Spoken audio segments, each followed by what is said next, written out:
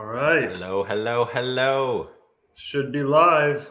I think we're live. We got some good comments already. I This, know. this Stuff is is coming this through. is not going to turn into a drinking game. Well, hey everybody. I am Caleb, also known as the Book Flipper. I've had phrases up for future PGA star. I don't know if that's ever in my card, so we're going to stick with Book Flipper.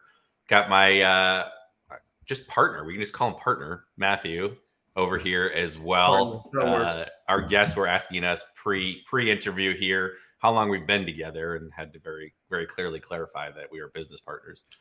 And I've known Matthew now for what was that, since 2016 probably. I think at the beginning of 2016. Yeah. Yeah, so maybe. 5 or 6 years. We haven't got sick of each other yet, which is awesome. So we are excited to be here. Matthew may have to duck out from time to time. His kids are all battling flu-like symptoms. And my wife, and she's taking care of the kids, so I might zip in and out. Yeah, actual flu symptoms, not just flu-like. So Yep. hopefully you guys weather the storm. Well, we're gonna jump back in. I did bring the stash back. I did a little boys trip last week. Thought it'd be fun, and until otherwise noted, it's just gonna stay here. So maybe I'll turn it to Tom Selleck. It looks good. I think you pull it off. I don't know if I do or don't, but people that are meeting me for the first time don't cringe, so I think that's a good sign. So we're excited to be here. This is going to be a weekly series. Matthew, do you have the photo? Can you like pop that up, the graphic that you put together? Because it's really killer, and it'd be a shame if we don't feature that somewhere here. Give me 1 second. I'll see if I can upload while we're live. I think. All right. As he's, I'm putting him on the spot here. We are doing a series. We're just going to be doing a weekly series. We tend to do these live calls monthly. There's a lot of newer people in the space, as well as just lots of things are changing with Amazon. We thought it'd be fun to just kind of up the ante and switch to these weekly. As part of the incentive, I don't think it qualifies as a tax write-off. We're doing this series called Bourbon and Books. I think it counts. I'm going to go with it counts. We're going with it counts. I need to talk to my CPA. I like bourbon. I'll get into the reasons why. This is not going to be primarily about drinking. It'll just be some quick stories. Bourbon is very similar to books. One, it's a very hot industry right now. Collectible bourbon went up 58% over the last 12 months. So almost 60% increase. That's very common to what we're seeing in any collectible market. We can call them investments, but they're really just collectibles, hard assets, if you want to call it that. Yes, look how good this is. Matthew did so good. There's got a little app up there. We got the Opticon hidden down there in the corner. We got Tim Ferriss and Stag Jr. What else could we want? So Jocko Willink hidden there, just a little discipline added in there. I like it. So we're having some fun there. Sarah says Caleb has some awesome 80s colors. Yeah, got this at the most recent golf course I went to. You do gotta have like an 80s theme going on there, don't you? I saw it. The colors. I thought it was too crazy, and then I thought I should get it. So SR is a golf course, and my twin brother is Samuel Roth. So I probably need to buy it for him instead because it looks like his initials. So that's kind of fun.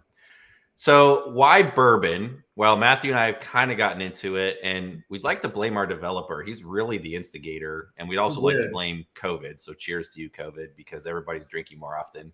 For those of you that don't drink, this is not a huge drinking thing. No judgment. Grab a lemonade. But if you do drink, take a second as we get into this.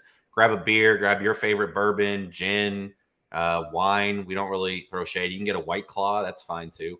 And grab that. Say hello. I know it's earlier on the West Coast. It's only 1 p.m., but it is 5 o'clock somewhere. So we will go with that.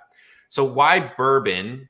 Again, our developer got us both kind of hooked on it, and it's just fun. It's that thrill of the hunt. The reason I love books is when you go to a thrift store or a library or a new town, you don't know what you're going to find. And when you walk into a liquor store, you have no idea if it's just going to be trash or normal bottles, or if there'll be what we call a unicorn or a dusty or something exciting kind of hidden, on the shelves. A lot of times they'll have it behind the front counter, and it's, Romer always talks about backroom access at a library sale.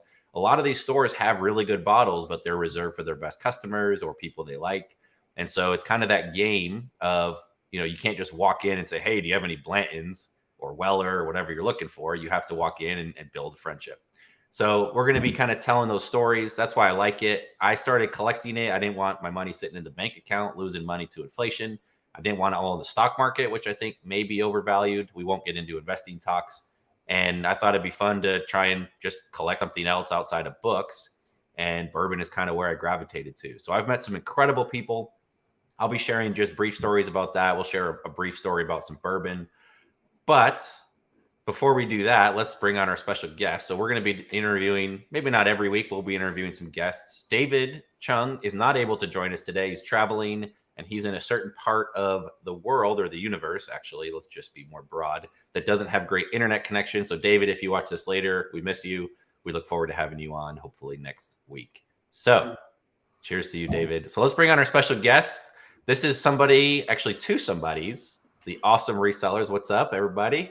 Can you wave? Yeah. Hi, guys. Welcome to the channel. So this is TJ and Lisa, and we'll let them introduce themselves here in just a second.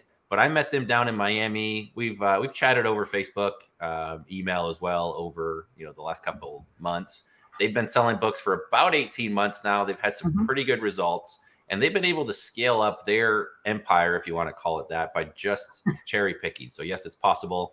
So we're going to be sharing their story. And why don't you guys say hello, introduce yourselves, let us know where you're from, and what we can expect out of this epic interview. Hi, guys. I'm Lisa. And I'm TJ. We go by the name Awesome Resellers. We're just starting our online presence, so please follow us on Awesome Resellers. We have some videos up on TikTok right now, and I'm trying to work to get it on the other platforms as well. Yeah, technical difficulties. They'll be up within the week or so. So yes, like Caleb said, we've only been doing this for 18 months.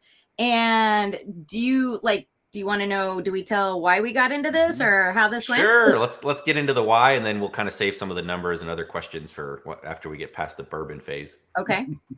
So long story short, we got into this right around when COVID was hitting. Yes. Yeah. Well, just after, we took care of my parents for about 5 years when they were passing away.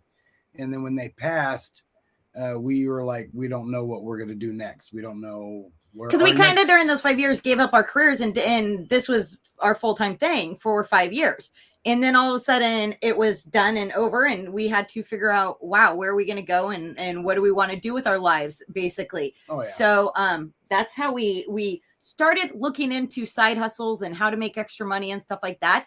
And that's when he came to me about selling books. And I literally kind of thought, like everybody else, why do people read books? Except for the online, there is not a lot of market. I see your smile, but I have not a lot of market for physical books. And I was shocked and still shocked at times of how much people like to hold a good book in their hands. Oh, yeah. I mean, yeah, we just sold a $400 book the other day, which was pretty awesome. It was, it's not a very old book. No. Just not very many copies of the book were ever Correct. produced. And just to find a book that I paid less than $1 for that I can turn around and sell for $400, that still just blows my mind. So yeah, it's a wonderful business. Love it's tough to beat the margins in books, that's for sure. And you two have done a really good job of scaling the business up. So again, it's really easy to find one book to flip for 50 bucks or $100 or 20 bucks. It's really easy to find 5 or 10 or 15. When you start getting into the thousands, we have a lot of bulk players in the group, or baby bulk players, as we call them. Mm-hmm. That tends to be a little bit of a challenge, and you two have navigated those choppy waters pretty well. Mm-hmm. So that'll be, we'll get into that story in just a minute. Again, TJ and Lisa, as you can already tell, are extremely outgoing. We had a great time down in Miami. They were super fun to hang out with. I kind of joked that TJ has youth pastor vibes, but he's super fun. So they were great. I'm not really a hugger, but I just wanted to hug both of them. So thank you for sharing. Yeah, we made sure we came in for the hug. We're the hugging type. So right. Whether you like it or not, we came in. I'm learning. I'm trying to express myself and understand my emotions, but that's a talk for another day. So, all right. Well, let's jump into bourbon. Again, I'll just share a bit of the story. And I've met some amazing people kind of getting into the bourbon collecting world. And, I've had people invite me into their homes. I've gone there to, trade bottles or buy a bottle, and you're supposed to have liquor licenses and all those things. So do it appropriately. When I sell, I typically sell through auctions, which are legal to do that. But a lot of times you meet people and network and swap bottles, and it's a great just environment. And hey, I got 2 of these. Can you swap out for 1 of these? And it's the original trading game. And I've been invited into people's homes for great tastes and left with their life story and everything else. So it's really fascinating. The bottle of bourbon that I'm going to be sampling today is out of Colorado, because that's where I love and used to live. My camera is kind of doing some right there focusing things. So there we go. So this is Laws Whiskey. Al Laws is the founder, and one of my golfing buddies out in Colorado. I used to live there for 6 years. Rest in peace, Colorado. I miss you. Please come back soon. Actually, I suppose I should go back there soon. So Laws Whiskey. Al Laws is the founder. He actually sold a business and then decided to kind of put his time and attention into whiskey. And his tagline I really resonate with. So I am drawn to people that are passionate about what they do. They care about their craft. His tagline, if you go to their website, I think it's just lawswhiskeyhouse.com. Whiskey with an E. Since we're in the United States, it's whiskey with an E. He's got a tattoo on his arm that says there are no shortcuts. And that's kind of the tagline of the company. And the cool thing with bourbon is you can't rush the process. We'll get into more of the history of bourbon on another call. But bourbon, he does what's called bottled in bond, which means it has to be like set in charred white oak barrels for a minimum of 4 years. And further, it has to be a federally bonded / inspected warehouse, meaning it's like under intense scrutiny. All the he's really into the ingredients. He studied under somebody. He won't say who. It's kind of a secret. But he just got into bourbon and wanted to be the first bottled in bond distributor in Colorado. It's not cheap to get into bourbon. And once you create it, you have to sit on it for 4 years, getting taxed every year along the way. So he perfected his craft, fine-tuned it, and he's always tweaking, created it, invested, put the warehouse together, put the barrels together, invested in all the ingredients, made his first batch, and then the timer set off, and he has 4 years until he can start selling it. So his concept of there are no shortcuts is very similar to the book world. Again, there's not a way out there other than like buyback programs to go find a book and just get paid immediately.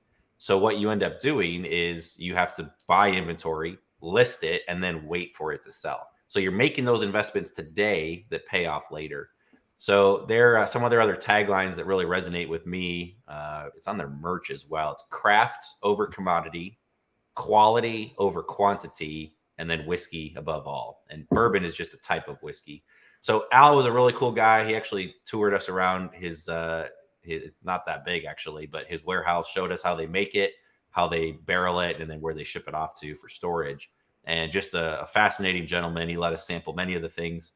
You're not able to get Laws Whiskey in Indiana. So if anybody is traveling in Kentucky, Tennessee, Colorado and finds it, I'm always on the prowl. I'm looking for the 8-year next. So again, it's just like, any kind of collection, you get stuck in the weeds. So this is Laws Whiskey. This is their 4-grain bourbon. And bourbon has to be at least 51% corn. This is 60%, I believe. Then wheat. What's the mash bill? Wheat, rye, and barley are the 4 ingredients. So I will be taking a small pour of this. Again, the idea is not to play a drinking game. Someone said we have to have a shot every time someone says ISBN. I think we're going to veto that one. But that's what I'm drinking. Matthew, what do you got on your end over there? I don't have near as good of a backstory on mine, but I've got, it's by Chestnut Farms. Let me see if it'll zoom in here. It's kind of hard to see. It's got a horse in the front of it right here. Last time Caleb was out here in Arizona, we went to a large liquor store nearby and we're looking at a few different bottles. And like 2 of the employees there came up and asked us if we tried this bourbon before. We're like, no, we haven't. Like, you should have a taste of it. Come have a taste of it. It's the best one we've had for a while. And they gave us a taste of it, and I got a bottle of it. It's really, really good. It's a small place. I hadn't heard of before, Chestnut Farms, but it's a 90 proof bourbon or Kentucky straight bourbon whiskey. And it's really, really good. Just a nice, easy drink.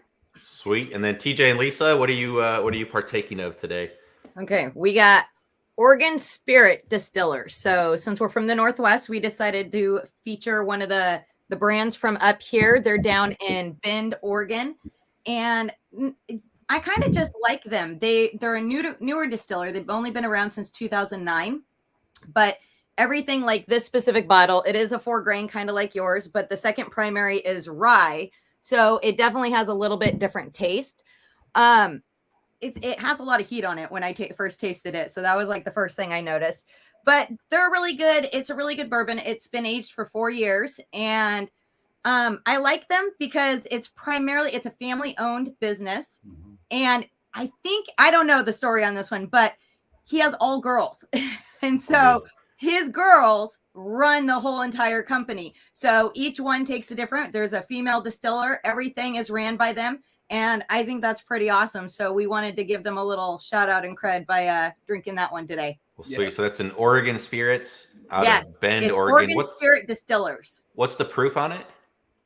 It is, let me look.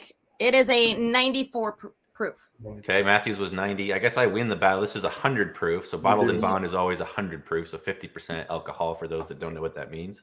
And it's funny you mentioned rye, because rye is typically the second ingredient in bourbon. That's, you know, a lot of bourbon got its start in kind of the cold climates of like Minnesota, Pennsylvania.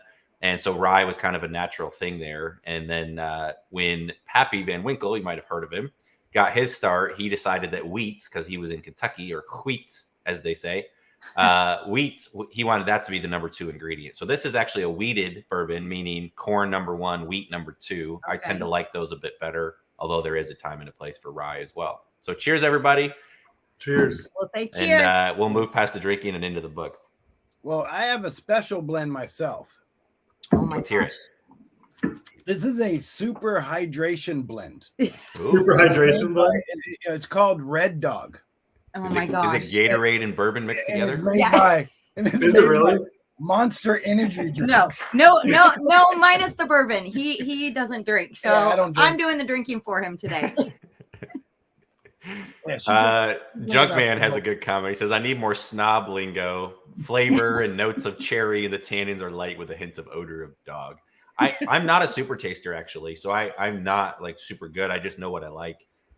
Bourbon is cool. We'll get into age and everything else. The sweet spot for bourbon tends to be 5-ish to 8 to 10 years old. Some people brag that bourbon is 25 years old. Most of it evaporates by that point just due to storage and the way that, you know, the world works. So a really old bourbon, and it also picks up a lot of flavors from the barrel, tends to not be better. So it's kind of fascinating. It's fun to nerd out over all this stuff as well. So if you guys are drinking something fun, drop us a comment. Let us know what you're drinking, or even if it's water. I know several people said they were at the office. So if you are imbibing with H2O, let us know that as well. So let us know what you're drinking. Drop a note too. Let us know where you are. We'll shout out a few of you. All right, enough background story. So TJ and Lisa on the West Coast, you guys got started during COVID. So walk us through a little bit. Both of you kind of were in this business, or was one of you primarily running it and the other had a day job? I saw a video of this really skinny kid doing these webinars. We love Avery. I'm guessing he was shirtless in the videos. Yeah. And we, I was like, hey babe, we should check this out. And her first reaction is, no, this is a scam. Like, Avery is so serious and the way he does things, and you watch how young he is. And I literally looked at him and I said, this is the biggest scam ever. I'm not paying this kid any money to watch his course. Like, that was literally my first impression. It took him about 24 hours to keep working on me to get their course. But as soon as we watched that video, I mean, we bought it immediately. And then we binge watched it, and immediately went on eBay, bought a couple KDC scanners. I kind of favor the KDC because it has a really thin line, so it makes it easier to scan in sunny conditions. That's why I went that route. And then we got those used ones. We picked them up for about $100 on eBay and got them right away. And as soon as those came in, I wanted to prove to myself first that we can actually do books. So, be able to go out and find and source books. So we immediately went out to do the 100 book challenge. Yeah. And immediately blew past that in just a few days. I think we were at 500 books within the first 3 days. That's crazy. Yeah. I mean, it's amazing success jumping in. We went all out. It was both of us. I mean, literally we would get up, get our kid to school, and then we were off for the day learning all the thrift stores, all the new stores around. We were trying to work as much as we could, figure things out. Yeah. Our first shipment to Amazon, I mean, granted, we probably waited too long. Yes. But we shipped our first set of books to Amazon basically about 30 or so days later. And it was like 1,100 books that we sent into Amazon our first shipment. I think it was 1,274 books. Okay. You guys do a pallet? Did you stack it on a pallet and have it picked up, or? No, we didn't even know about that kind of stuff back then. I probably would have been a lot easier. No, this all got box by box put in front of our door. And the UPS guy, when he showed up, you should have seen his face. Like, we had to do some really extra nice stuff for our UPS guy because he was loading his thing and he was going 3 boxes high, 3 deep, and having to take load after load out. So no, we learned from that. And then just 2 weeks later after that, we sent in our next load, which was roughly about the same size. Yeah.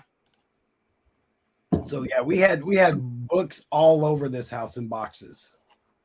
Now we've tried to perfect the process and we send in weekly shipments now. Yes, it's better to be consistent, smaller. Yes. And just consistent, send in every week versus holding in until you have a whole bunch. Well, and you don't know how the value is going to change either. In some books, the value doesn't change very often, but some books fluctuate pretty good, pretty quickly. And so that can also affect things if you hold it too long. Yep. For sure. I love that you know, most people get started and kind of dribble their way in with a box or a book or 2 boxes, and you just waited till you had 1,200 books and then jumped in with that. Well, we had a big motivation factor. We didn't have anything.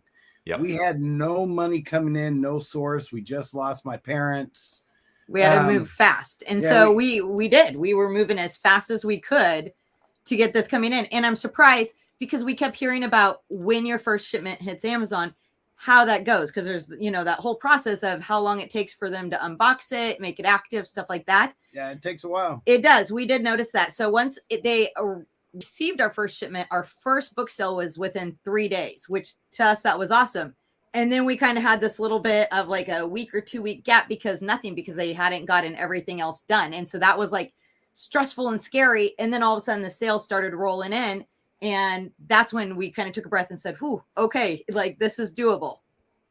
Yeah. You got to learn patience. Yeah. Once we saw the sales rolling in, we immediately knew we were in love with this business. Yeah. All right. So you got your first shipment off, sales start to happen. You're like, hey, this is real. Of course, you still have all the hurdles that brand new sellers have. You're not getting the buy box yet. So your sales are slower than they are. Amazon holds some of those payments back. So even though you're selling and you should be getting a payout of $500, Amazon goes, hey, you guys are new. We don't trust you. We're only going to give you 150 of that. Yeah, that scared didn't know that crap out of us. We didn't understand that. We didn't know what was going on with that. It wasn't explained to us that way. And it scared us. I was like, why are they keeping all our money? Why aren't they paying us? So it seems like that's a scam. exactly. Yeah, so what other like watch outs or things like that you know now do you kind of wish you knew when you got started? Just like that. What are some of the watch outs? That right there is probably something really important for new people to know is it will be 30 to 45 days to where you actually get a paycheck from Amazon. Yeah. And I've seen that on some of the posts in some of the groups. People mention, they just sent in their first shipment, sold, and they're only getting paid this much. Why? And I think it's just not a universal known thing until you're in the business that they do that. So I think people need to know that to be able to have that comfort zone, especially if this is the only thing that they're relying on. I would also say not holding the books. Consistency. Yeah. Being more consistent, shipping in every single week, even if it's 1 box a week. Get your books going. Don't stack them and pile them up. That's probably the second most important thing. My most important thing is to be consistent. And then a third thing I would definitely say was a learning hurdle for us is, we were going after anything and everything. We were putting the ads up on Marketplace, this, that for free books, and qualifying the books before you go pick them up, making sure it's not another's reseller's duds who's putting them out there, which we went through that like actually at the house. He was loaded almost all these boxes in the back of the car. He was like on the last box and the guy said something that made him go, wait a minute. And as soon as he asked the guy, yeah, sure enough, the guy was a reseller and those were all his duds that he was just passing on to somebody else. So yeah, I just had to take him right straight to a like a dump thing. They were not nothing. Yeah. So that was another mistake we've learned. And so we qualify everybody now. Oh, very much. Yeah, they did their work. It's interesting. We've had a lot of stories when we were getting started and going to thrift stores. We'd sometimes encounter other scanners, and you could tell they'd been there for a bit. Their cart was half full. It's like, shoot, we missed out. And a lot of times we would go right behind them and scan the shelves they had just done because I didn't want to be like the guy that elbows people out of the way. But we would pull good stuff out, and I'm like, what are your triggers? What are you doing? And they would then go behind shelves that we had gone through, and they were pulling stuff out, kind of giving us the look of like, you're an idiot. So we started talking to different sellers, and everybody's got different models. Some people only want quick flips. They only want stuff with a rank under 1 million or e-score, over like 40 or 50. And so like they don't care about long tails. Speaking of long tails, I don't brag often, but when I do, it's about books. I sold a $300 book today that was 7.8 million rank. I've been sitting on it for about a year. There you go. The next lowest market price was like $600. So I'll share some info on social media on that one. I priced it. Patience too. You got to have the patience to let it be listed that long, and then make sure wherever you're housing that you have space, especially if you're housing it, in a warehouse or something like that. We always look at with long tail books, is it worth the time versus taking up the space, stuff like that. But for that kind of price, that's definitely worth it. Exactly. So those, I don't mind sitting on those for a while. And like, I treat it like a portfolio. Some of those books will sell, most of them won't. But if, a small percentage do at that kind of margins, that's pretty good.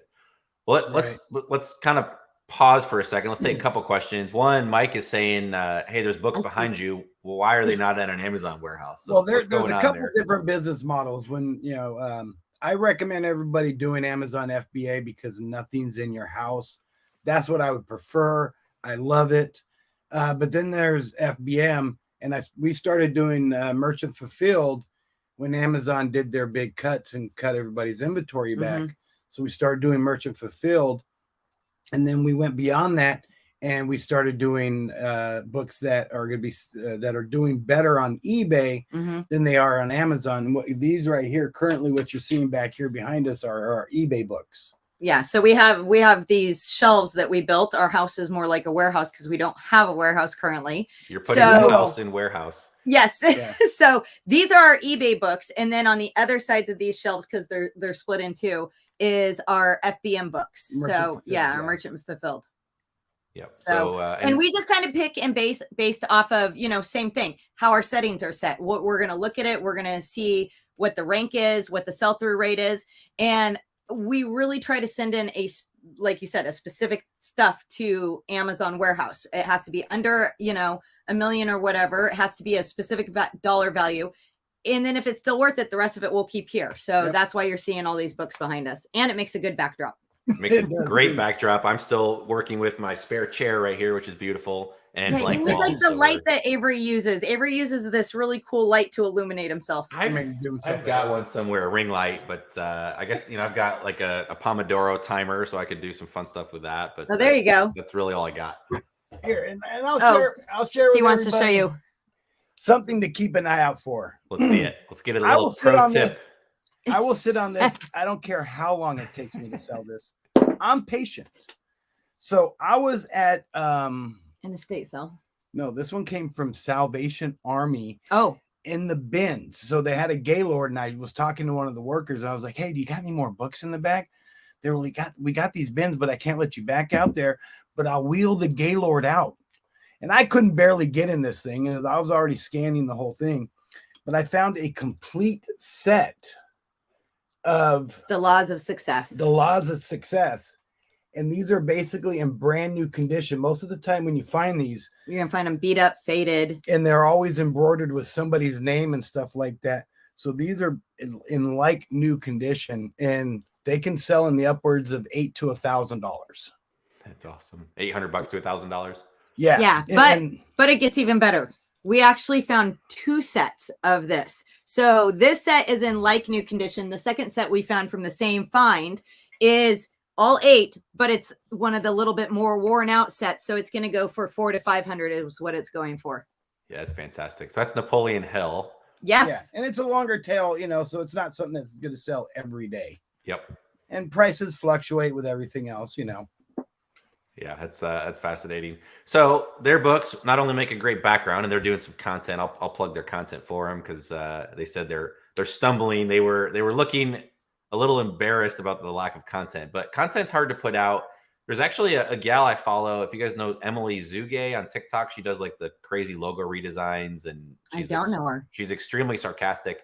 She does funny stuff like Detroit Lions, and she's like, your logo makes no sense. It's literally a lion. She's like, it should be Detroit Lines, and she'll spell Detroit wrong, and then she'll just have lines drawn across it. And her content went viral enough that Detroit actually picked up on it I think they were selling her merch in their gift shop, giving it to their players. Like, she was massively successful on TikTok. But today or a couple days ago, I don't know when, I just saw it. She just posted a video that she's like, hey, it's been a really fun year. I've learned a ton. I've, got to do some really cool things I never thought I'd do. But it's so hard to keep creating the content, to deal with the haters and the comments. And she's actually kind of withdrawing. She's like, this is probably my last video. I'm done. Wow. So it is hard work. When I got going, I did the blog. That was kind of what was popular back then. Not that it was that long ago, but YouTube is great. You will find haters. You will find all of that. So keep it up. Don't, be kind to yourselves. Don't be too harsh. And well, one thing that I have really good going for me is I don't care what people think. Perfect.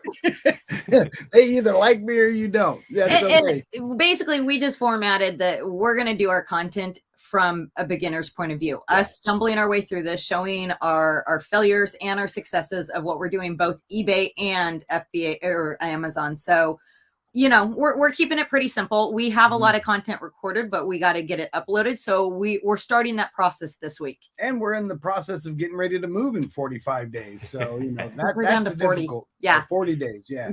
All right, we'll get to that. A couple people have been asking here in the comments. I think you guys can see them as well. Let's talk about your numbers. What are your sales? Why should anybody care what you have to say? You've been selling for 18 months. We know that you've had some success. What are your sales to date? Well, to give you an example of how hard we pushed, and this is not for everybody. Everybody doesn't have to push this hard. But between my wife and I, we scanned over 200,000 books in our first year. I know. Thanks to Scout IQ. And we proudly wear the t-shirt because without that, there is no way we'd make it as far as we have. No, Scout IQ is by far the number one reason why we were successful the way we are. You got to have that information to know that you're making a proper buying decision. And Scout IQ just does it very quick and easily, just like that. Okay, so you put a ton of work in. You got 200,000 books scanned. That's really impressive. What so talk like how many books did you list during that time? Do you have a rough feel of that? And then what are your sales over the last 18 months? Well, the last 18 months on Amazon, we've done. Are you talking the number of books we've done? Over 6,500 yeah, books. We've sold 6,500 books. And I know we're well over $150,000 on Amazon alone. Now, combining in the selling of books on eBay and FBM and all of that, we're up to 216,000. Yeah. That's fantastic. So 216,000 over 18 months. That includes eBay? Yeah, that's eBay, everything. And that's beginner. We've only been doing eBay for 6 months now. So because we weren't doing that in the beginning, we were solely working on Amazon. But once they brought down the hammer and lowered our limits, then we jumped on throwing our books on eBay. So we've literally only been doing that for 6 months and have done over 50,000 on eBay in books. That's fantastic. So it's not just Amazon. There's other platforms that do well, and that's important to branch out. So you're doing on average 12 grand a month. What was your last month? It's kind of a slow period for books. You know what you did roughly this month in April? On the spot. So what we're doing here is we are starting our book business over, because when they did the limits, it put a bad taste in my mouth. And, I allowed my books to go down to only having 240 books into Amazon FBA. And that was it. We were up to, at that moment when they brought us down, we were at 7,800 books in the warehouse. Yes. And then they said no. And so that's when we started jumping towards the other direction. But do you know for the last month? Well, I mean, so for this year so far, just year to date, we've sold 834 books. Okay. And we've done that equals out to $19,484, which is roughly about $23.26 a copy. Because we try to keep our per book copy at about $20 minimum. Yeah, that's a pretty impressive ASP. So for those of you that are cherry picking, keeping a higher average selling price is really important, because you're going to have returns, you're going to have refunds, you're going to have challenges, and your time is really valuable. So bulk players typically that are doing FBA tend to end up in around the $10 to $12 range for ASP. Some even go a little bit lower. At that point, Amazon's eating a ton of it. There's a large fixed fee. Amazon charges $1.80 plus 15% of the sale price, and then they charge FBA fees, or you have outbound shipping charges if you're doing merchant fulfilled. Those outbound shipping charges or the FBA fees are relatively fixed. You're going to pay the same rate whether it's a $10 book or a $100 book. It's just based on the weight of the book and the dimensions in Amazon's warehouse. So if you're selling $20 books, you're typically going to be netting somewhere in the $10 to $12 range after Amazon fees. And if you're selling $10 books, you're typically netting between $1.50 and $4. Yeah, $4. So I was going to say the cheaper the books that you're selling, the more you're just making Bezos rich and funding his rocket programs and everything else. And it becomes a numbers game at that time when you're in that price range. I mean, you're not going to make it huge unless you're doing the massive numbers. So with us cherry picking, it works better for our numbers because we don't have those large inflated numbers that we're cherry picking and making sure it's per book average is higher. Yeah. So there's some people asking about your margin. So your margin would be whatever you're left with after Amazon's fees. Then we can back out cost of goods. On $23 books, you're probably netting close to $13 to $14. It just depends on the weight of the book, I would imagine. Well, and the way it breaks down for us on Amazon FBA, our average per copy is $22.91. On FBM, our average is $25.39. Yep, because you're probably doing more long tail, higher value books. Yeah. FBM. Yeah. Yep. And we do big sets that way and stuff like that. Yeah, so that margin is going to be about 55 to 60%, give or take, after Amazon fees. What's your typical buy cost? Anywhere between, really, it's under, typically, I'd have to say my average is under $2. Okay, so let's just be conservative. Let's say $2. So on average, you're selling a $23 book. You're bringing home about 13 minus the $2 buy cost. So you're spending 2 and you're getting a net profit of 11 for every book that sells. Those are pretty good margins, 550% gross margin. The so on the what did you say, $216,000 in sales? Yeah. You get 55% of that, again, being conservative, that's about 118,000 over the last 18 months. Again, minus buy cost, minus your time, minus gas, etc. There's a lot of things you can write off. Yes. Not bad for jumping in with cold feet. I think for beginners, there's people bigger than us already doing bigger, but I think for us, it's a pretty good starting point for literally having zero knowledge, jumping in this and going full bore. I mean, it just shows it is doable. Obviously, this is our full-time job for both of us.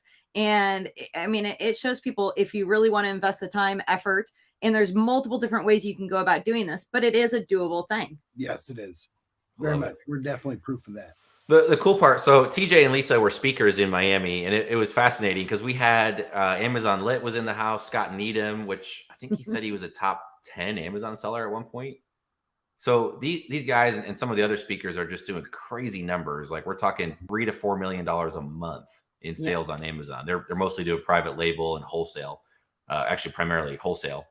But so they're sharing those numbers, and of course everybody's clapping and cheering, and that's fantastic. And I loved it because the two of you got up there and you were so excited about what you're doing. And you're obviously at a very early stage in the journey compared to, 15 years down the road. And, you share your numbers. And I think it was like 130 grand on Amazon or something was the number you threw out. And people were like standing up and clapping, which was awesome because some of these guys are they're doing that in 2 days, right? They're eclipsing you. Yeah. And yet the hustle, like recognizes like, and people there that are doing crazy numbers, we're able to stand up and go, hey, that's motivating. So that was a really cool, heartwarming. Fathom doing $50 million a year. No, but doing books would be pretty difficult to get to that. There's a few companies that do. Better World Books, Thrift Books, Discover Books. Those companies are north of that, but that's pretty impressive. But it was interesting because you learned there just from talking with people. You could tell almost by talking with certain people how driven they were, what their motivation was. And so I think within that group of getting to go to that was so amazing because you get drawn to these people that have the same energy level as you and get to learn. And everybody, because we felt this big compared to everybody else's numbers and intimidated by meeting people and even walking up to you and saying hi and stuff like that, everybody was so nice, so willing to talk to us and so willing to help out. And I did like that because it wasn't like a snobby business thing where everybody's trying to hold it tight to the chest and not say anything and just brag about their numbers. So we got a ton of benefit from that. And I love just being around that type of energy of all those sellers. Oh yeah, that was pretty amazing. It's another parallel. I talk about this often. I worked in the corporate world. We're doing marketing for a knee replacement company, joint replacements for Johnson & Johnson. And we have three companies that do joint replacement in our small town of 15,000 people. And since then, one of them has bought another. So we're down to two big ones and a lot of smaller players. And everything's kind of tight-lipped. You go to town, you're like, ooh, they work for the other guys, and we can't talk to them, and we certainly can't, tell them how we're doing. So it's just kind of funny. And in our business, everybody's pretty open, with the exception. I always say everybody has their one thing that they just won't share. There's always that one like secret that you have on how to get books, or how to, like, what kind of relationship you have, or your fancy repricer, whatever it is. There's always something that you're like, well, I can't share that. But outside of that one thing, people are pretty much open books, I guess, pun intended. Yeah. And it's just, that's what's so refreshing about this industry, is people are open. We want to help each other grow. Like there's a lot of room. And, even some of the booksellers there are doing north of 7 figures. Even those guys, like the market is still incredibly, there's a lot of growth room, and the market's massive. Well, there's enough books out there really for everybody. The way we look at it. I mean, I even have the gentleman that we became friends that's in the book business in our local area here. Yeah, and when I go to an estate sale and I beat him to the estate sale or something like that, I'll put a chair out for him so he could be next in line. Yep. It's a cool market. And the bourbon world is very similar. We're all kind of fighting for the same bottles, and a distillery will release a new version, like the birthday bourbon. And, the secondary market's crazy. A lot of these bottles are $100 and they'll go for $800 or $900 or $1,000 in the secondary market. So the margins can rival that of books. Well, I thought about driving down because it's only a couple hours from Indiana here. And I was like, well, I'll go and maybe like get there early in the morning. Well, 3 days before the release, there was a line around the block, and they had to actually pass out vouchers and say, because people were prepared to camp out overnight for 3 nights to get access to this. Which I admire the hustle. Some of them are there just to make a buck, right? So they're willing to make $800 for 3 days of their time. Other people are there because they love the bourbon and don't want to pay $800 for it, or they just like the experience. Mm-hmm. But it's fascinating, some of the parallels between, the book industry and what. In bourbon, I think, like the book industry, brings relationships. That's one of the main things. And that's one of the main things we've learned with books also is relationships. Creating relationships has been one of the biggest things that has helped us get to where we are already in this business locally. Very much. Yeah. Love it. So walk us through, how did you find your very first book? Did you go to a thrift store? Like where did you go? You got Avery's course, you jumped in, you got Scout IQ. Where did you go first to find your first book? I think we actually went to Goodwill, right? Goodwill bins, not just. Was it the bins that we went? Oh, actually, it might have been a store. It was a regular Goodwill store.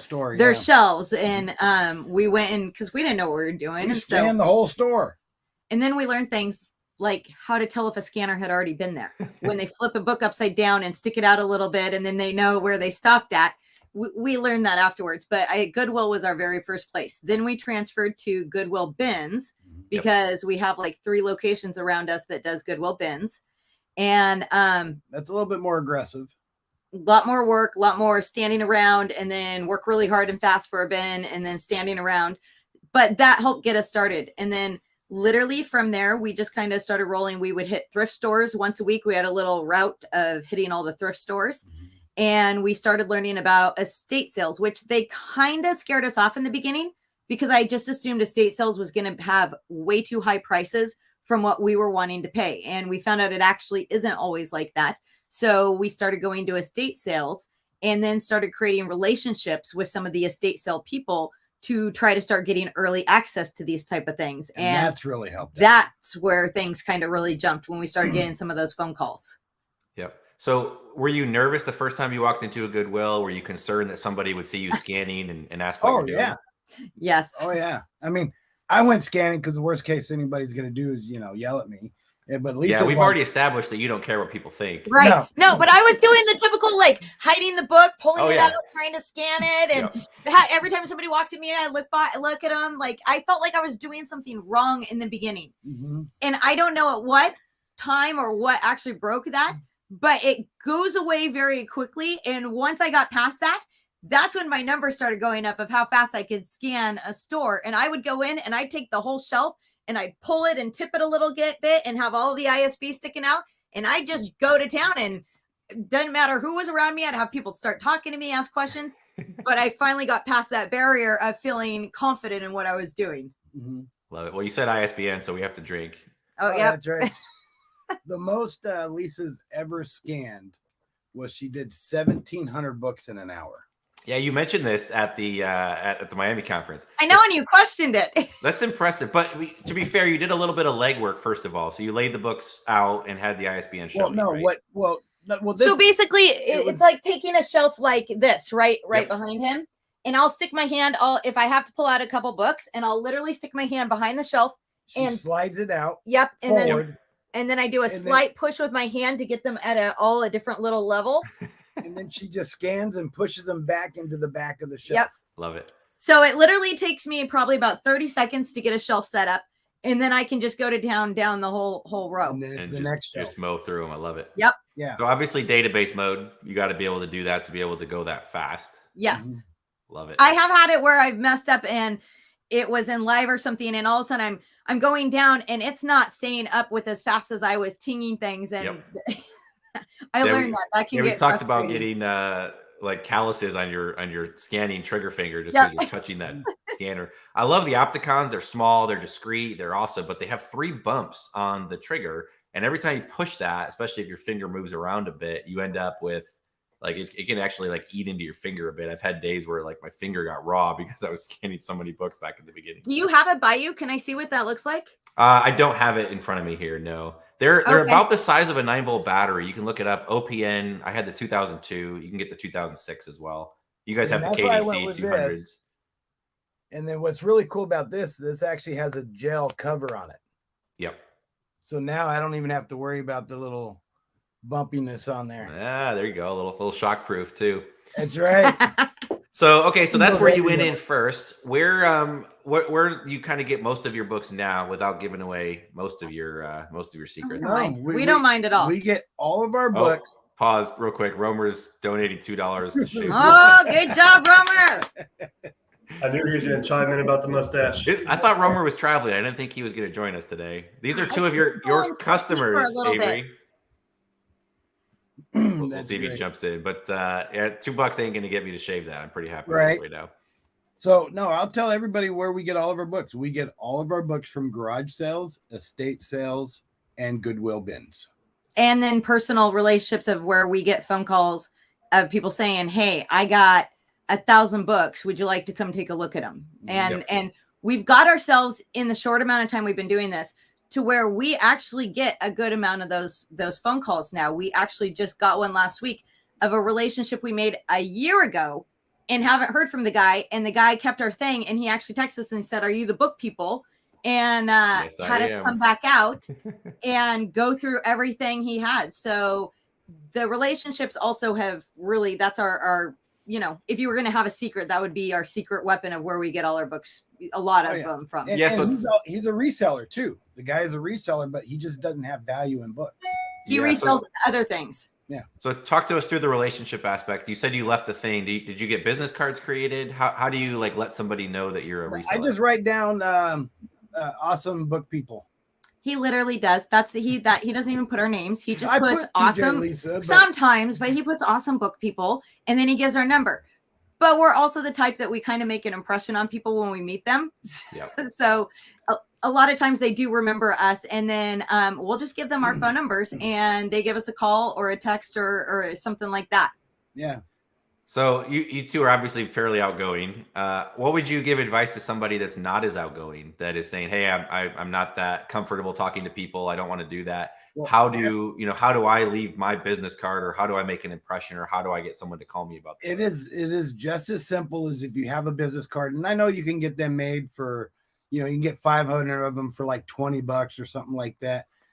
It's just basically, just leave your business card, but let people know that you do books. Because like the sale that I went to today, they only had like 5 books. And, I asked, do you have any more books? Mm-hmm. And she goes, oh yeah, my husband just retired. He's an old school teacher, and we have a whole bunch of books. And I said, well, you need to call me. Let me go through them and help you get rid of them out of your house.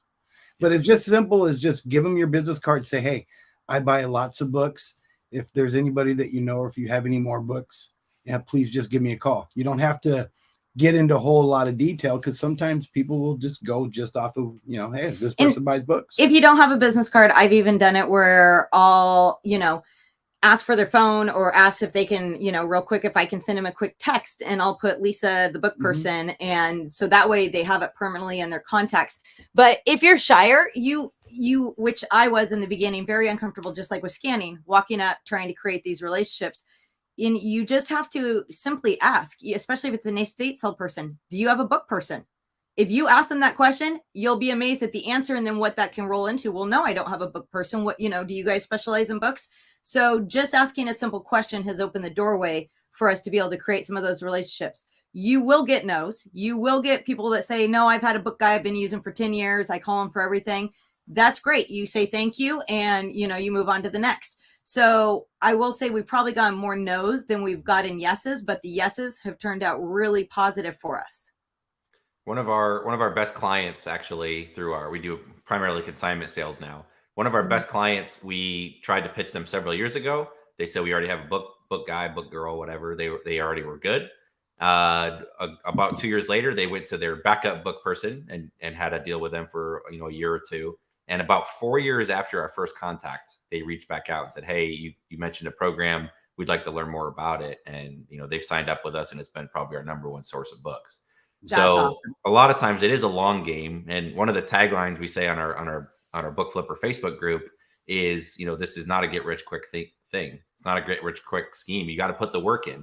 Right. I get flack when I say it's a game, but it's an inventory game. It's an inventory business. It's a serious thing, but it is an inventory piece, and you can't just get the books and turn them right into cash outside of a buyback company. You've got to list them, wait for them to sell. So I see some of the comments where people are saying, hey, I've been doing this for 2 weeks or a couple months, and I'm struggling to get sales early. There is a bit of a moat or a bit of a hurdle to cross, because Amazon doesn't give you the buy box. So if you're selling FBA or Prime, you're not going to be featured. You're not going to get those sales. And that really stifles your sales until you get usually about 4 or 5 feedback ratings. Right. So it takes a bit, and many people quit in the first month or 2 or 3 due to that. And then even when you do get your sales, Amazon holds some of that cash back as reserve, just in case you're a bad apple. So there is some of these hurdles. And if you're committed to getting through it, you can kind of pop out on the other side. You too can, instead of having a blank wall, can have a shelf full of books behind you as well. Yeah.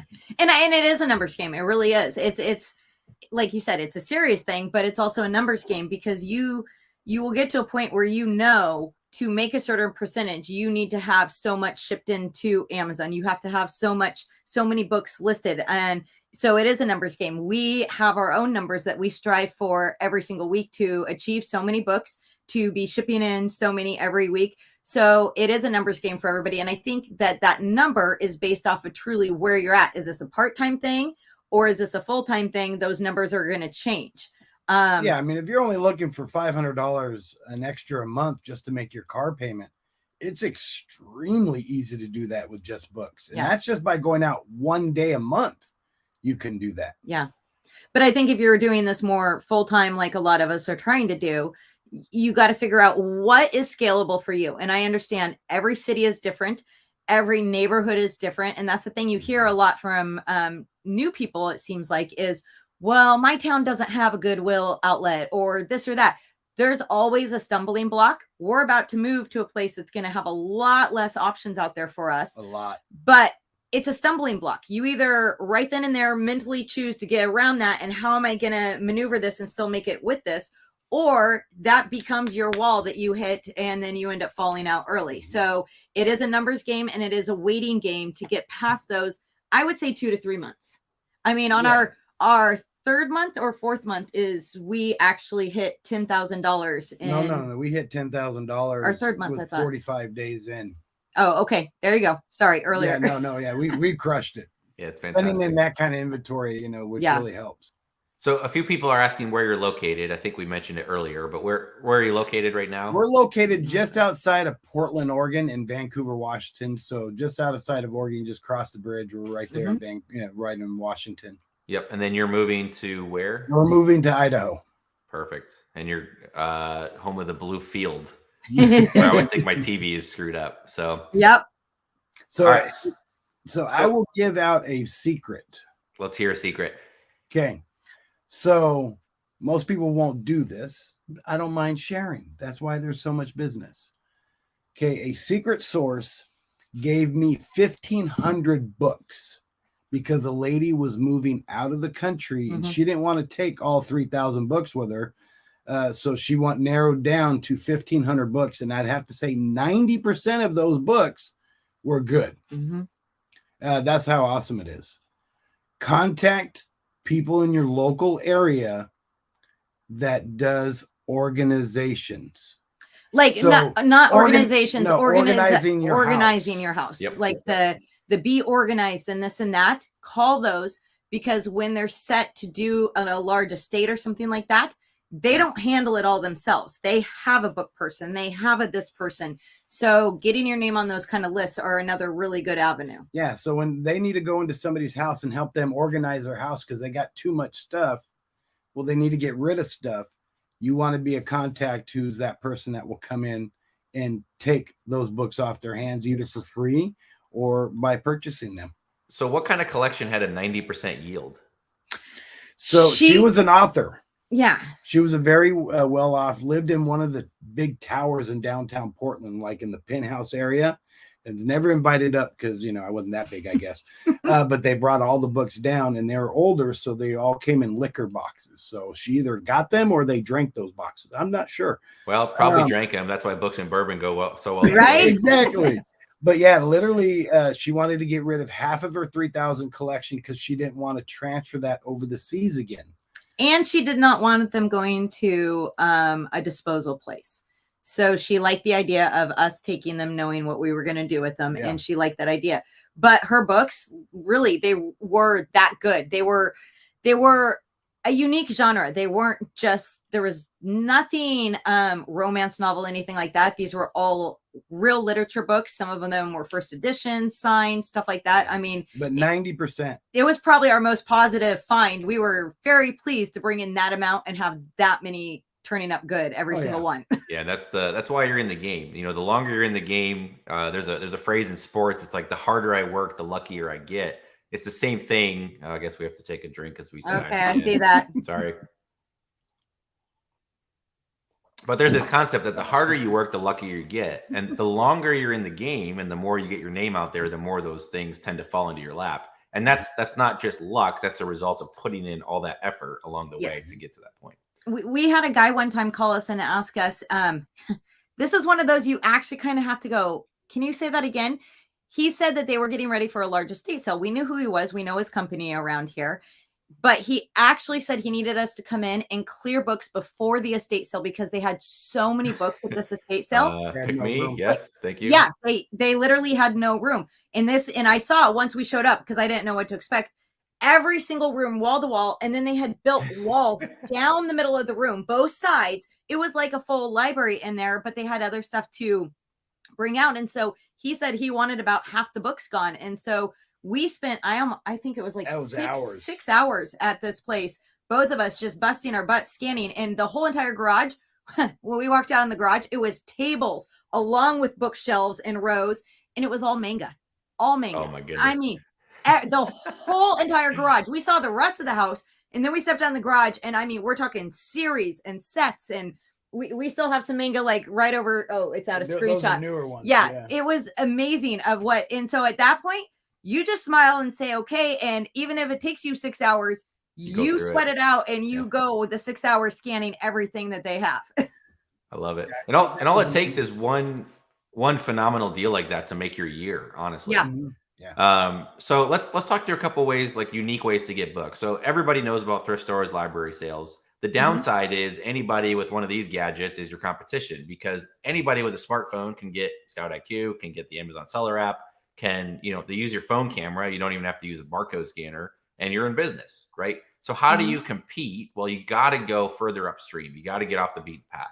So you talked a little bit about estate sales, garage sales, anybody that has books. So one of the things I want to talk through, we'll throw a couple ideas out here in terms of where to look for books and who has good books. The other is understanding the psychology of moving. So the two of you are getting ready to move. It seems like which one of you is the planner in the group, in the relationship? Depends on what it is. I'm the organizer. Okay. He's the let me lay out the plan, and then I got to organize it to make it work. So who does the spreadsheet and kind of getting everything ready to go for the move? That's you. That's me. That's going to be TJ. So when you, at some point, you always have these great intentions and you set out and you got your T minus whatever, you're at 45 days till your move. So you know what you have to do, get your moving truck, get your furniture loaded, invite your friends over, all that stuff. At some point in the process, you're going to reach a point where the stress kicks in and you go, I don't even care anymore. Someone just come and take the stuff off my hands. And when you hit that point, so for those of you that haven't moved or haven't ever run your own garage sale, you don't really understand what that psychology is. Often we go, well, why would someone give me books for free if kind of people know they have value? Well, the reality is at some point that sets in. I remember when I ran my first garage sale, it was the first house I ever bought. And I was getting ready to move out and kind of, I think I was getting married and moving in, or moving out to Colorado, one of the two. So I go put a bunch of my stuff up for sale, and early on people come in and, I wasn't going to haggle much because there's people coming behind them. And if you don't want my item for $10, no, I'm not going to let it go for $5. You're going to pay me 10, maybe 9, right? By near the end of the day, when you have an hour left, you start to realize, holy cow, if nobody buys this, I have to lug this off to Goodwill myself. So at that point, you're like, hey, name any fair price, or even if it's free, you can just have it. So when you start to understand that psychology, I used to be afraid to negotiate at garage sales because I said they might be offended by it. Now I don't care because what are they going to say? No. And then I just pay full price. Or you go, hey, they want $10, but you're kind of near the end of the day and you just start to go, hey, they need it gone, and I'm going to offer them this service. And that's pretty impressive. Yeah. I mean, there's been, moving. I love moving sales, garage sales, stuff like that. I just love going into, looking and sourcing at those locations. And there's been, because people are starting to get on the book, craze, estate sales are starting to charge a lot more for their books and stuff like that. But I went to this one sale and every book was $5. So I scanned everything that I wanted. And then I went to there and I go, look, I will be making $4 profit on this book. I can pay you $1 for this, or you can keep it and hope that somebody else will come in and buy it. And I bought every book that I wanted for the price that I wanted. So I just broke down and I showed them Scout IQ. Hey, this is what I do. This is what I'm doing. This is what's available. Sometimes, some people need more fact, like truth like that. Other people just want to get rid of stuff. I mean, I will tell you, with us moving, getting into the 30-day crunch time, and we're starting to hit that feeling that you're just talking about. It's funny. We were giving away stuff to our neighbor, some other tool, this, that stuff. And he literally looked at us and he's like, you guys sell stuff for a living, but you're giving, and we said, at this point, our stuff, we just want it gone like you do. And so we're just giving it away to get rid of some of it. So I very much understand that. But you will run into a lot of sellers who feel that way and they just want stuff gone so they can have some space and freedom and figure stuff out. Oh, very much. Yep.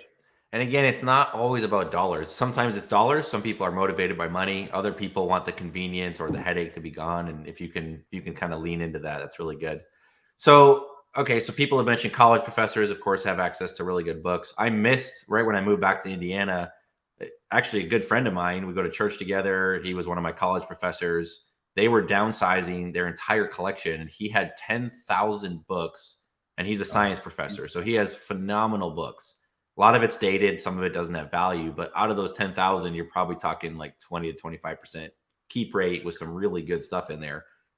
He didn't know I was back in town, right? I hadn't made a big deal on Facebook that I moved back to Indiana, and I missed out on it. He dropped them at Goodwill.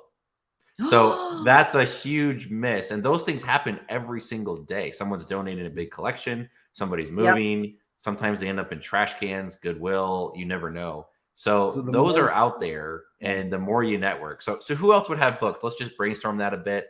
And then we're going to actually take a few questions. We've been going just over an hour. You two have been awesome.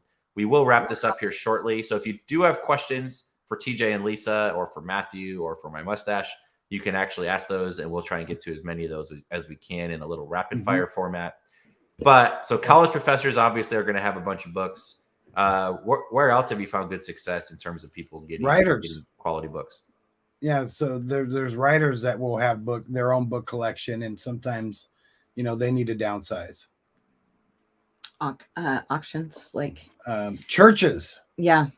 Churches sometimes will have good collections of books and they need to downsize. So we had it was a Jewish school that was doing a full clearing. They've been a school for who knows how long, and they finally did a full clearing of the school of all their different books. And we got a hold of them, and we went in and took everything that they had. And that was an amazing find. I mean, you never know between schools, churches, stuff like that. Some are long tail. Some are, but it's another option. What's another good one for you? Organizing people is huge. Organizers. We do like organizers quite a bit, because it's not just one. You get on a name of a list for a whole bunch. And, Portland has some higher end areas. So I made sure we found out who those higher end organizers were. There's two different ranges we kind of found out with organizers, and we made sure we got in with some higher range. And one of them was tougher to get in with. It was almost kind of like she interviewed us and stuff like that, because she didn't want people in her clients' homes or anything. But that's also made a big difference. Yeah. Realtors. Oh, I think it was Jasmine mentioned earlier in the comments I saw about sending out letters to people moving. That's another great thing. Hook up with some realtors, and realtors, obviously, when they're helping their clients clear their houses, they reference out names, numbers of people to help them get rid of stuff. So that's another great connection. And then Mike's trying to jump in and see if you have any CDs or DVDs you want to give us before your move. No, I'll say right now, we're not ungated in that. We should be at this point, but we're not. So Avery, everything we send everything off to Avery. Mike will work with you. Well, here's a fun tip, because I like to monitor real estate in just my community to see what's being bought and sold. It's a hot market, so you can set up Zillow alerts. You can actually highlight either a zip code or just a section, so you could find a ritzy area of your town, or just set up for any alerts in your town. You'll actually get an email notification every time a house hits the market in that area. It's got the address. You could actually set up something where you could automate it if you want. There's companies that'll ship postcards. You could do it yourself with handwritten. You could actually get in there and go in and Romer says you're telling us to hook up with realtors. Right. Not like that. Not like that. Depends on how you want to take it, Romer. That's frowned upon in most establishments. But you could actually set up notifications, and you could have a VA send some cards. There's like some programs where you can send it out. You can do it yourself. And you could just say, hey, if you're moving, need help, downsizing a book collection, we're the awesome book people in your area. Yep. You guys should trademark that. Awesome book people, TM. Well, and then no one else can say that. Awesome resellers. There you go. Yeah. So we got awesome resellers. That's our trademark. Yep. So that's pretty cool. And so realtors, anybody that's moving is going to potentially have books. I second the notion. College professors, of course. I live in a college town, and the last week of school is in, I think, next week. So exams are next week or the week after. There's a lot of books that will find their way into dumpsters if you're not too proud to dumpster dive. Yep. You can also set up, notices, or, offer cash for books, or just kind of work your way around there as well. Or if they'll let you set a bin, even if it's slightly off campus, to dispose of books, you can do something like, there's a million different ways to find books. That's why we always say, first of all, I think that there's enough books out there for everybody. It's not that we're actually forcefully competing against each other. And number two, be nice to everybody. You don't need to be mean to people out there, because there is enough for everybody. And if you're doing it right, you will find your books. Yep. Do not sell your duds to another bookseller. At least have the courtesy to say that you've already removed some for online sale. Correct. Yes. A couple other questions that are popping up. And again, if you do have questions, we will stick around for another 5 to 6 to 8 minutes. Give or take a couple. So drop some comments if you have those. We'll try and get to as many as we can. Several people have asked, how much time do you spend on the business each week? Oh, so that's the benefit of having your own business is, we have a 10-year-old son, so he's the most important thing in our life. So we take off whenever we need to do anything that he wants to do. So we don't run normal business hours 8 to 5. No. We really don't. Sometimes if we're up early, like today, I'll be posting a few books and doing some postings and stuff. We get up, we have breakfast with our son. We both make it a family thing. We take him to school, stuff like that. Then we come home, get some work done. But when our son gets out of school, we're back to spending a little bit of time with him. And then we work in the evening. So it truly is broken up. So the way our schedule works is this is kind of our schedule. Monday, Wednesday, Fridays is our shipping days. So we're having 2 days in between everything. And that way it meets the eBay criteria and the Amazon, and we're never going to be late on anything. And our sourcing days is really Thursday, Friday, Saturday. And Sundays are very slight iffy. We do, church stuff like that. So that's kind of how our schedule works. But I do like we do it because we like having the freedom to be able to do different things and be with our child and stuff like that. Yep. That was the biggest thing I found when I became an entrepreneur, not because I wanted the money. I wanted the freedom and the flexibility. Mm-hmm. And I'm a big golfer. I'm not really into skiing, but one of the things I found in Colorado was when you're an entrepreneur, you can take a Tuesday morning or a Tuesday afternoon off and go golfing. And golf is cheap. Yeah. It's you and a bunch of retired people on weekdays. The weekends, it's going to be a 5.5 hour round, and it's way more expensive because they can. So the morning's the best time to go. I was able to adjust my schedule, and I could do things when I wanted to. Also, flights. Yes. If you're flexible when you travel, if you have to fly out on a Friday and back on a Sunday, it's going to be expensive. If you can fly out on a Tuesday and come back on a Saturday, or every flight route is different, you can save a ton of money.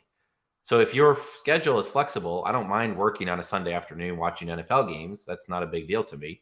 So I can then take time off in the middle of the week and do things. My friends used to joke like, hey, you're never working. Hey, we need some help with this. Can you come help? You never work anyway. And I'm like, well, yeah, I have fun, but I'm working early mornings, late nights. I'm working all the time, just, not traditional hours, so to speak. That's exactly how it's worked out for us. But when we put in the hours, and the other thing is because we do have a kid on the weekends and we are sourcing 99% of the time on the weekends. We take him with us. And we've learned to include our son. Put him to work. Scans. Yes, it's exactly. So he scans with us, and it's actually become a little fun thing for him. As far as books, we'll pay him for his time of hours spent scanning. And then he also is free to find things to sell on eBay. And if he finds something to sell on eBay, he gets to keep it and put it in his savings, which he just found this cool bird. It was a stuffed bird, talking parrot. Fur real. It's a fur real, it's a retired talking parrot.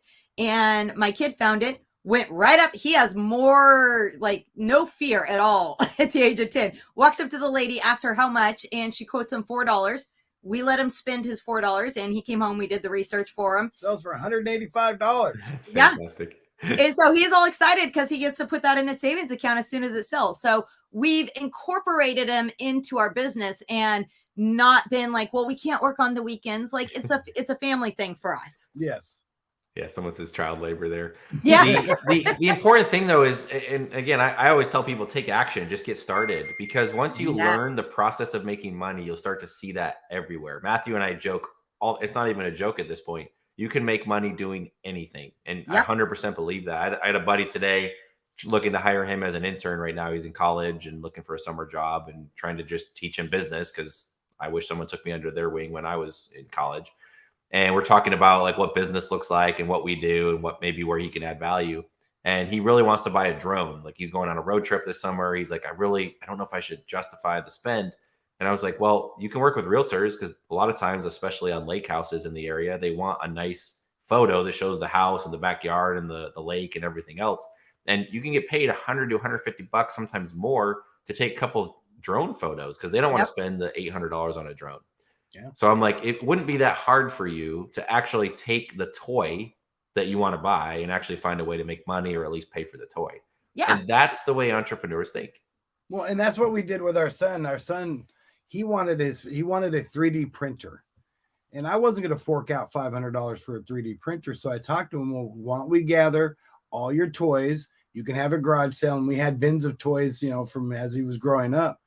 And he had a 3-day garage sale, and he earned $550 being out there for 3 days so he could buy his own 3D printer. So if there's anything our son is learning from us, it's take massive action. Like that's like my motto. Massive action is the key to success. That's the number one because thing. everybody can give you a million excuses. Everybody can give you a million reasons why not. And if you want to be one of those people to let those excuses hold you down, and it's literally like a chain on your ankle and not go anywhere, that's going to happen. But if you're a determined person, I don't care how many thrift stores are in your town or how many Goodwills, there is a way around it. If you want to do it, you're going to find the way, and you got to take the massive action and not be afraid. That's my key thing.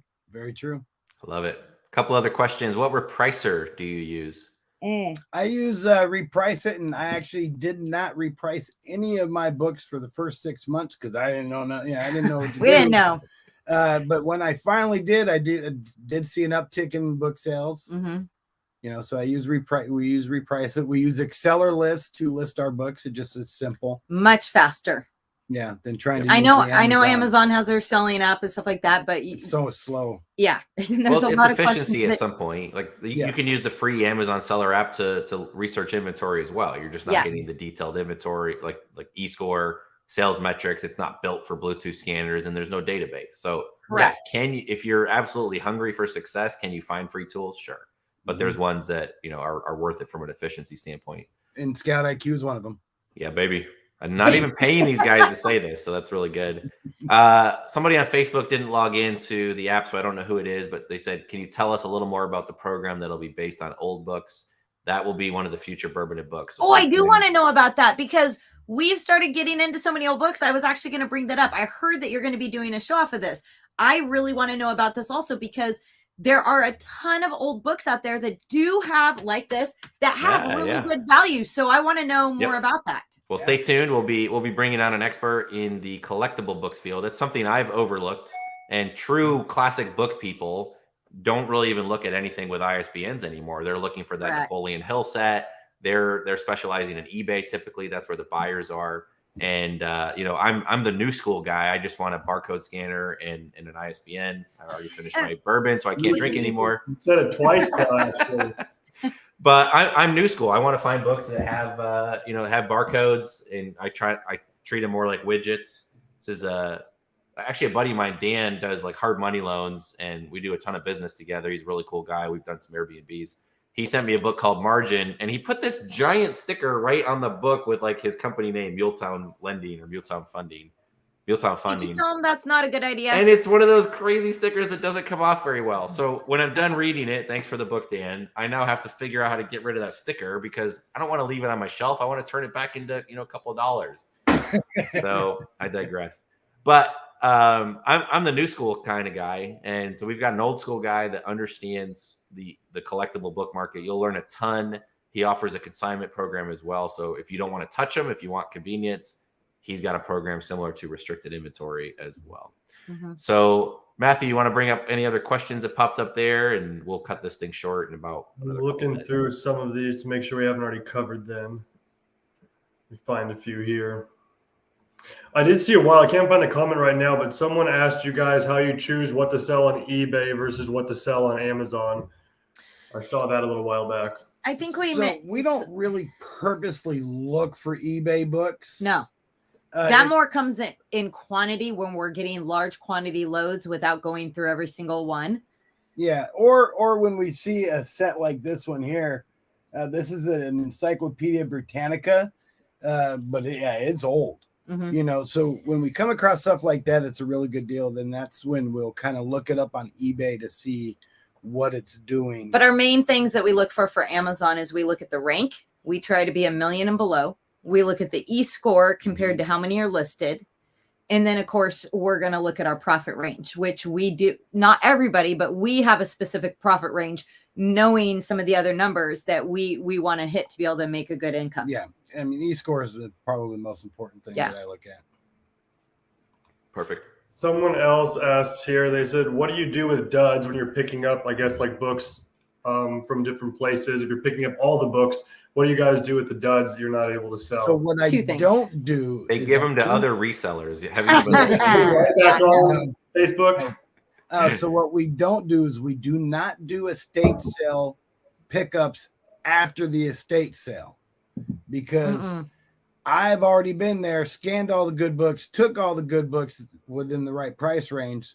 So you're only going to get what's left over. Now, if you can get them for free, that's one way that you could do that, to where you can look up on eBay. You could do things like that. You can do that. But we found a paper recycler really close to us that I just take all my duds right over to them and put it right into a Gaylord. And then he pays us per pound. So we met somebody at the convention who said they actually have to pay their paper recycler to take their stuff. And with us, I guess it depends on your state, stuff like that. It's different. We get paid for delivering so much poundage to this guy. Yeah, we don't even have to separate paperback versus hardback. Yeah, so that's a nice thing. And then the second thing we do is with our son, we've created, my son is a big library lover anyways. And when everything closed down during COVID, he kind of freaked out a little bit. So we take all our kids' books. We've started a school program with about 4 different schools up here in our local area, found out how much they were in need of libraries for kids' books. And so we separate out all the good quality kids' books, unless they're completely tattered, crayons, stuff like that. We'll put them all together and we go and deliver them to these schools so they can add them into the libraries or the teachers' rooms and stuff like that. And teachers go crazy over that. We've received thank you notes over and over again from handwritten notes from teachers and classes saying thank you for the books we've provided. Yes. That's fantastic. Yeah, there's little free libraries are a great way to tuck books aside as well.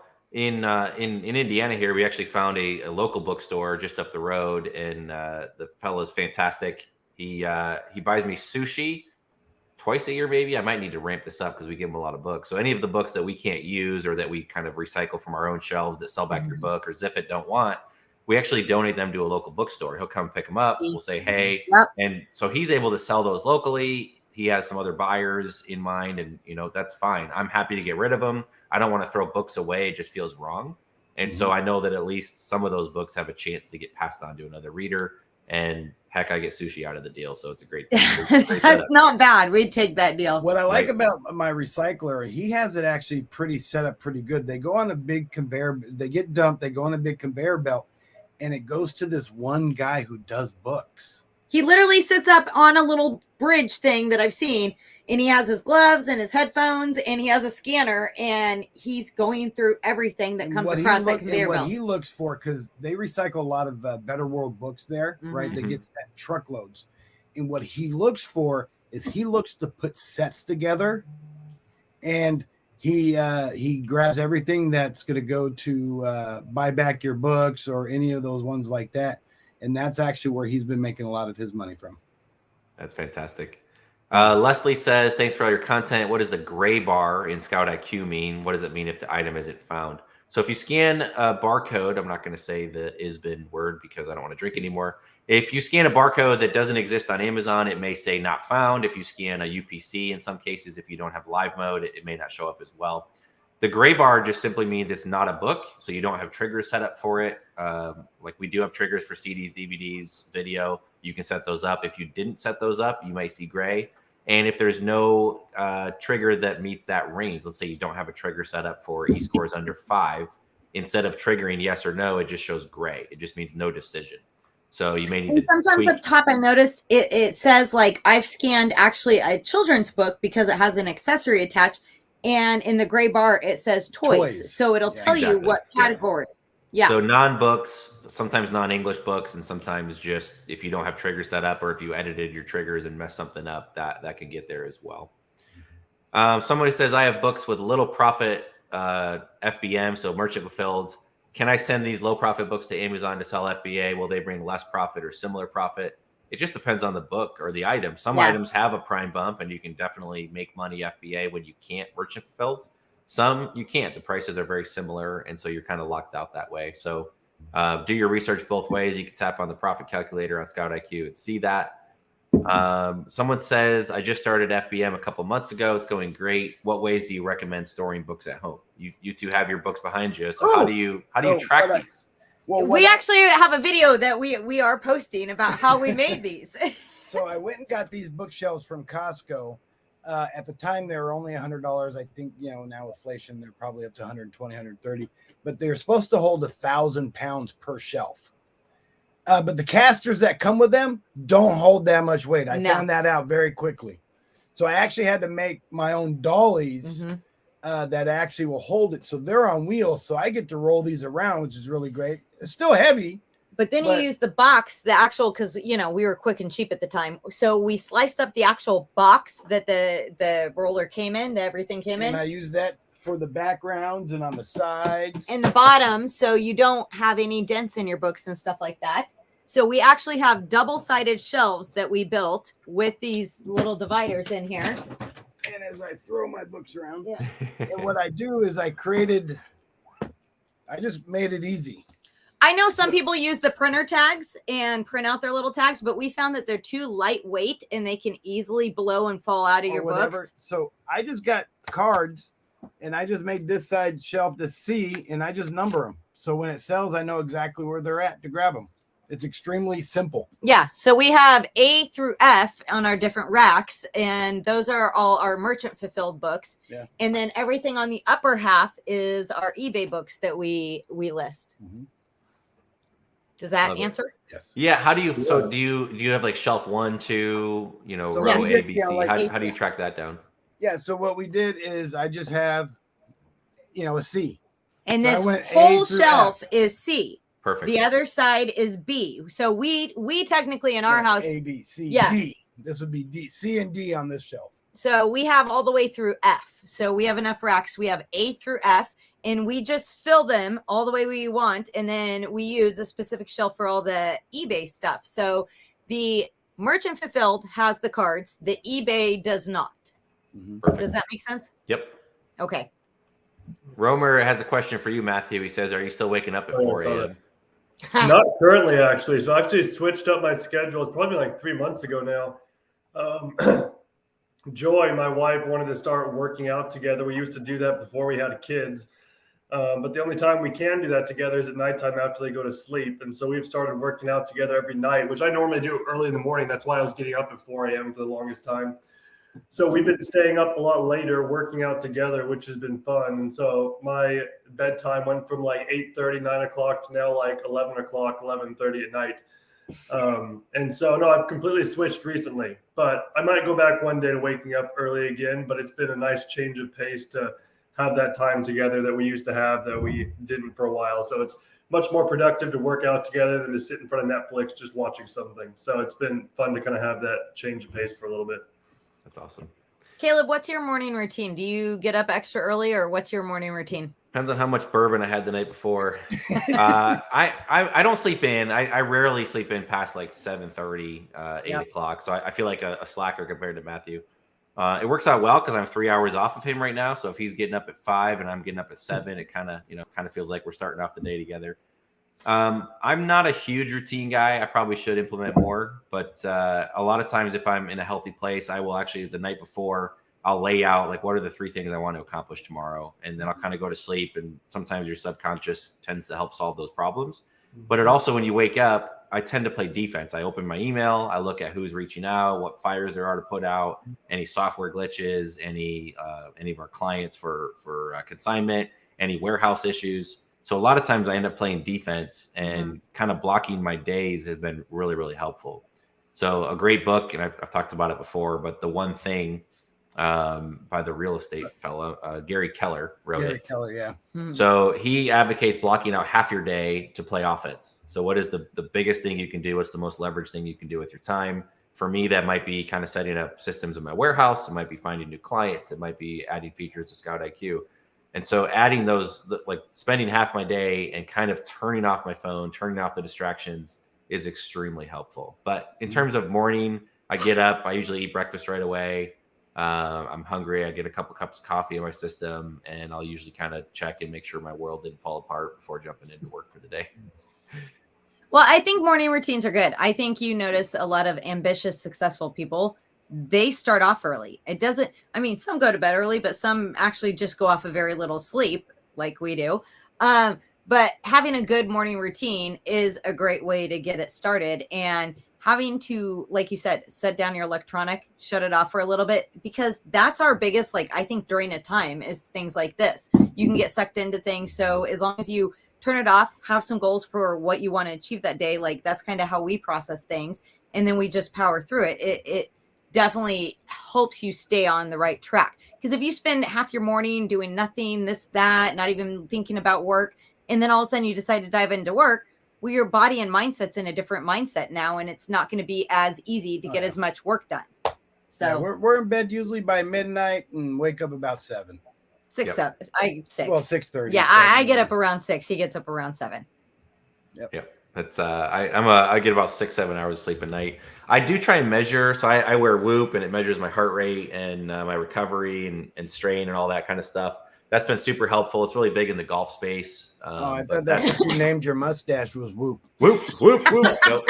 My little bracelet. It's a heart rate monitor. I've been wearing this for about as long as you two have been in business, about 18 months. It's been really really fascinating to understand how well my body recovers and if I need to catch up on sleep. Sorry, I just slipped out of my chair there. Is Caleb getting glassy-eyed? I hope not. No, it says, Caleb, I'm going to dislike your video if you don't pick up your glass and take a drink for saying ISBN. Well, I drank my shot, and I'm happy to be done for Here, I'll take a drink for you. Please do. I got to get some food in me here. Well, on that note, we've been going for 90 minutes. Matthew, hopefully your family bounces back. Hopefully you don't get sick. I hope you guys are, good thoughts for you guys. As healthy as you can be. TJ and Lisa, thanks so much. Subscribe to them. Where can people find you? What's the best channel Right now, we got 3 videos up on TikTok. So Awesome Resellers. Yep. But we will have videos up on all the other platforms under the name Awesome Resellers. We were working this morning before our thing, trying to get it handled, and we just weren't able to critique it enough to get us going on YouTube and stuff. So hopefully by beginning of next week through the end of this week and weekend, we will get everything set up and get it loaded. Well, it's just time. Yeah. Time is all it is. So Awesome Resellers. And Awesome Space Resellers, _resellers, no space. No, just no space. Just no awesome space, resellers. just Awesome Right, Resellers. Awesome Resellers. You guys need to change your name here because it has the space. It's throwing us all off. Oh, it is. So Awesome Resellers, all one word, no spaces. And YouTube. Are you on Instagram as Awesome Resellers? We are, and I think I posted 2 videos today. I think I did it right. I'm not 100% sure. All right. Well, we're literally learning, walking through this. This is our next phase. I love it. Well, cool. Well, thanks for your time. We do the quick giveaway real fast, though. We had a giveaway content. Oh, yeah. Really fast. So we are doing giveaways. This is what, a half-hour consult? Yeah, half-hour consult. Oh, I thought it was a 3-hour consult. I thought it was a half hour, and you were making some snarky comment about like freeze. So a half-hour consult with Caleb.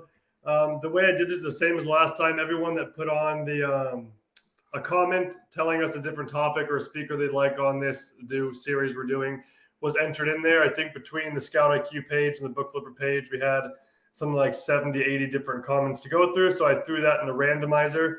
And the person that roll, please. The 30-minute consult is Charlie Broxton. Yay! Good job, Charlie.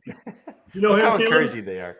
I don't recognize the name, so Charlie, we're going to be friends. We'll reach out, contact you, and get you in touch, and we will set up a 30-minute call. And Charlie, we won't record it. We won't record it for the entire world to see. It'll just be you and me. Charlie, have your numbers ready and have your questions ready. 30 minutes of valuable time with Caleb. Cool. Very important. Well, thanks again for being here, Matthew. Thanks for putting these together as always. We'll be every week for the foreseeable future. We're going to be jumping back in. We'll have different bottles of bourbon to share and different guests. And we'll, as always, we tend to take your questions. Some of the other giveaways, don't want to give too much away, but we'll be giving some tickets to Turn the Page events, which means we will be bringing back Turn the Page events, which is pretty cool. And with that, if you still have anything else, cheers to everybody, and we will catch you again next Thursday. So, cheers. Bye, guys.